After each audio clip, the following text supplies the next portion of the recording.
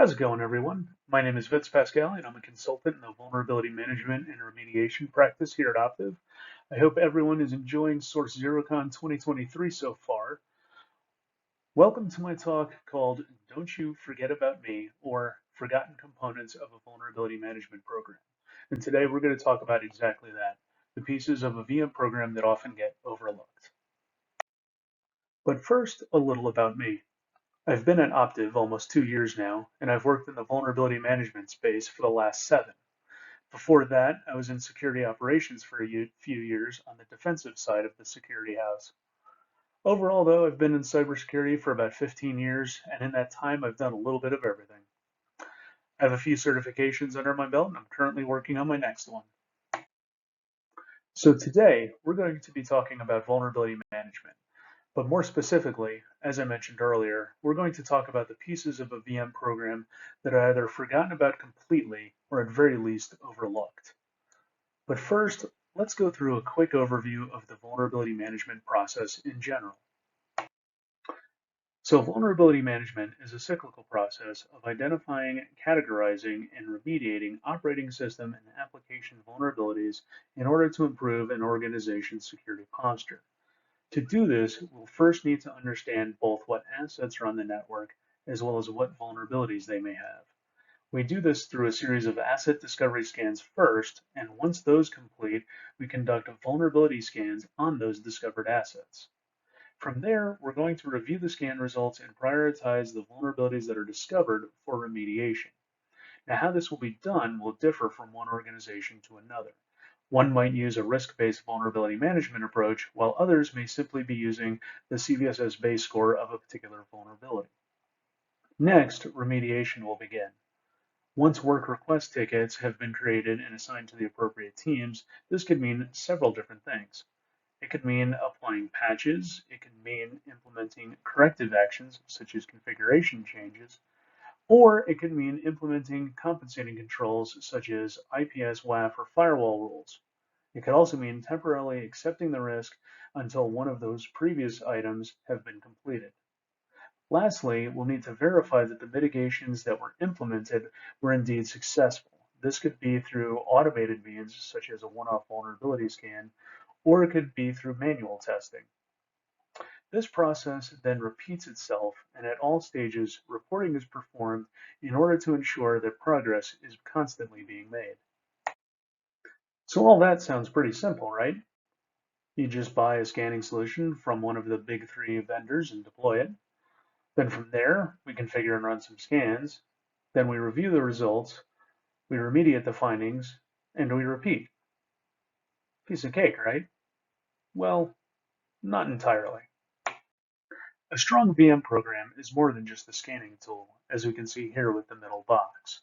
The modern program still requires a strong foundation with strong governance at the top and defined operational processes to execute the program, in addition to a technology stack that can support the needs and requirements of the organization. But it's still much more than that. There are dependencies on other IT processes and systems that can make or break a VM program. We will also need to work closely together with other IT teams, such as system administration, network management, and asset management, just to name a few. And we will also need to work closely with other InfoSec teams as well. Typically, it's the fun stuff that gets remembered. And for geeks like myself, the fun stuff is usually the technical, hands-on components. VM teams usually focus on deploying the tool, configuring and running scans, reviewing the findings, cutting remediation tickets, and possibly even generating basic metrics. It's usually the other stuff, the non-technical, not so fun stuff, that gets forgotten or neglected.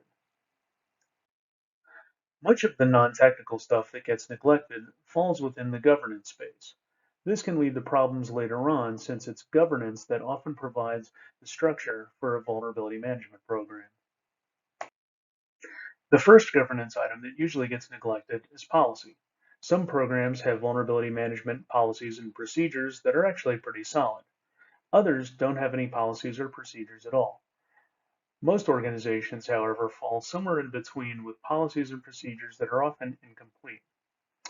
The VM policy should also be tied in and linked with the organization's information security and IT policies as well. A strong VM policy should have the approval and support from leadership, especially from the security and IT organizations. With this support, VM teams can then drive remediation of identified vulnerabilities. Without it, they might not get any traction. Think about a vulnerability like Log4j, for example. When one of these emergency type vulnerabilities comes along, the support from leadership can help shift priorities around so that the support teams can quickly mitigate the vulnerability and the organization's exposure is minimized. However, what's probably most important is that a vulnerability management policy also needs to be followed. You could have the best policy on the planet, but if it's not being followed, it's not going to make much of a difference for the organization. Strategy and goals are another area that often gets overlooked. Every VM program out there wants to decrease the number of vulnerabilities in the organization. But how are you going to get there? This is where having defined goals and strategies comes in. Here are a couple of examples. Say your team has a goal at the beginning of the year, 2023, to decrease the total number of vulnerabilities by 20% by the end of the year. Your strategy is how you get there. So to hit that 20% mark by the end of the year, the strategy is to aim for a 2% decrease each month by going after older missing patches and other vulnerabilities that have been floating around for a while. In addition, maybe you work with the desktop teams to turn on browser auto updating.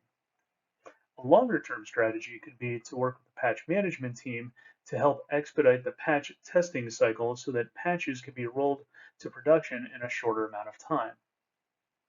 It's important, though, to make sure that goals are achievable as well. Aiming for zero vulnerabilities might not be realistic, as certain vendors will always have something coming out.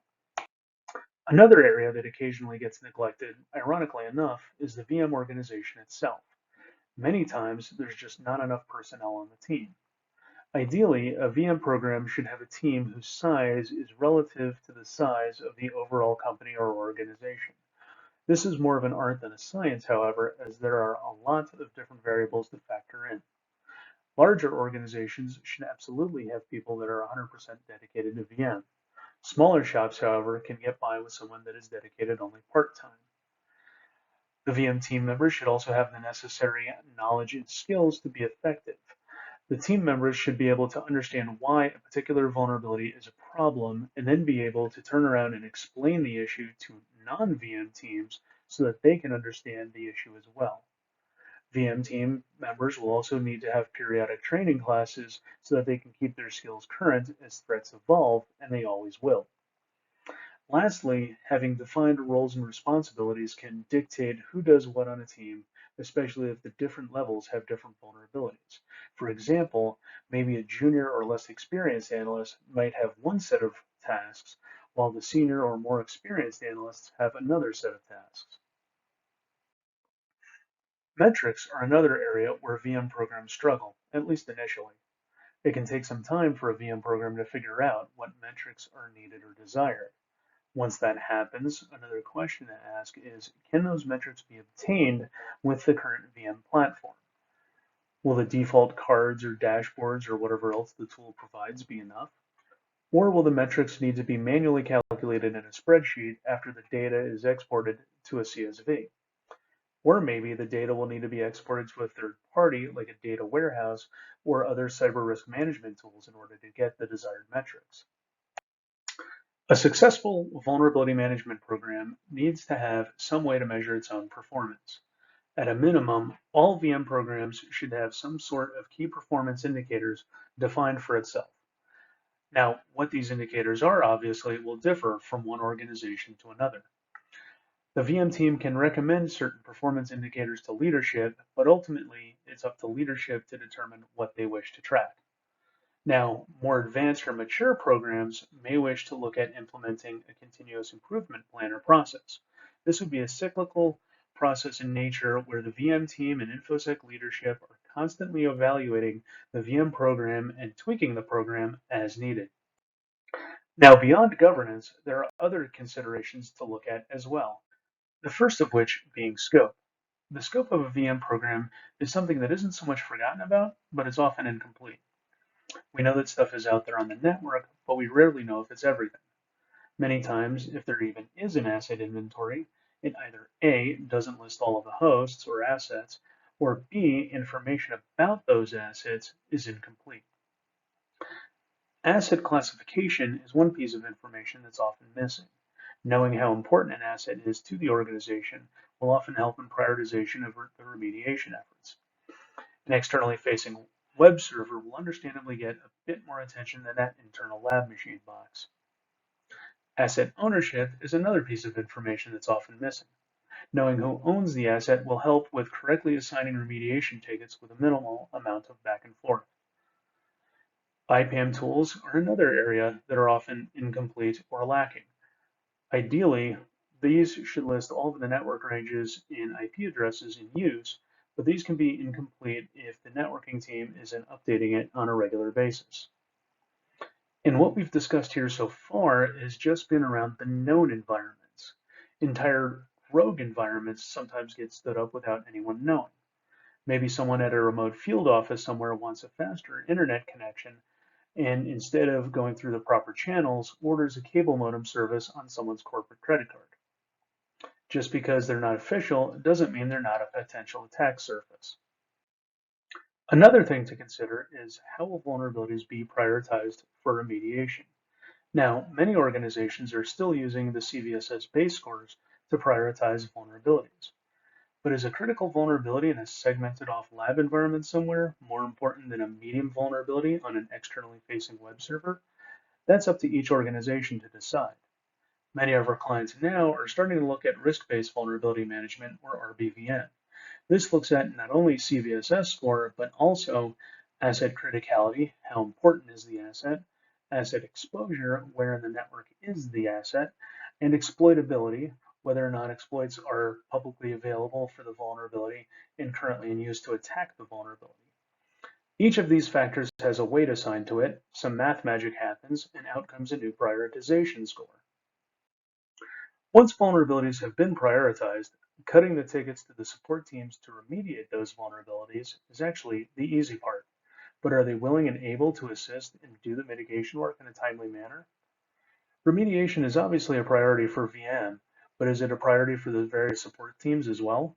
They may already have tons of other tasks and assignments in their backlog as it is already. This is where having an approved policy in place can help. The policy should spell out what exactly is expected of the various support teams with regards to remediation efforts. Certain SLAs could be defined here as well. A policy that is supported by upper management is especially helpful. In a break glass in case of emergency type of vulnerability, like Log4j, which we mentioned earlier, backing from upper management can help shift priorities around a bit if needed. Like metrics, which we discussed earlier, reporting is an area that often doesn't get a lot of attention until after scans have been running for a little while. Here, we find ourselves asking many of the same questions with reporting as we did with metrics. For example, are the default reports that are provided with the tool good enough, or do we need to create something custom? Maybe management and the support teams prefer dynamic dashboards over the static reports. Or will we need to send the data off to a third-party tool, such as a data warehouse or a cyber risk tool, in order to generate the reports that we need? Often, only time will tell. Finally, one of the biggest items that often gets overlooked is just how much collaboration occurs between not only the vulnerability management team and the various IT teams, but how much they collaborate with the other security teams as well. We mentioned earlier that VM will often work with the system administration, network management, and asset management teams, among others. But for example, think back again about Log4j and all of the collaboration that went into resolving that vulnerability, and probably still is. Here, vulnerability management would be working with application security and application development teams in order to resolve the code level findings that came out of the SaaS tools. They'd be working with the server and desktop teams to update Java to newer versions and remove the older vulnerable ones. They'd be working with asset management to identify the asset owners so that they can be contacted, and they'd probably be working with a few other teams that we're forgetting as well. This task can seem quite daunting considering all of the people involved and all of the different tools that need to be consulted. A cyber risk tool that can take in data feeds from VM, SAST, asset management, etc., and consolidate the information into a single pane of glass, so to speak, could go a long way to helping the teams involved in the remediation campaign coordinate with each other and by giving them a single source to check for updates and reporting. So today we've shown how a vulnerability management program is more than just the tool that you buy from one of the three big vendors. It's the people, the processes, and the technologies that all come together from the different parts of the organization with the common goal of improving the organization's security posture. So with that, thank you. Thank you for attending not only my talk, but the other Source Zero Con talks as well. If you have any questions for either myself or the other Source Zero Con presenters, be sure and drop them into the Discord channels. I believe each talk has their own channel, so any questions, hit us up there.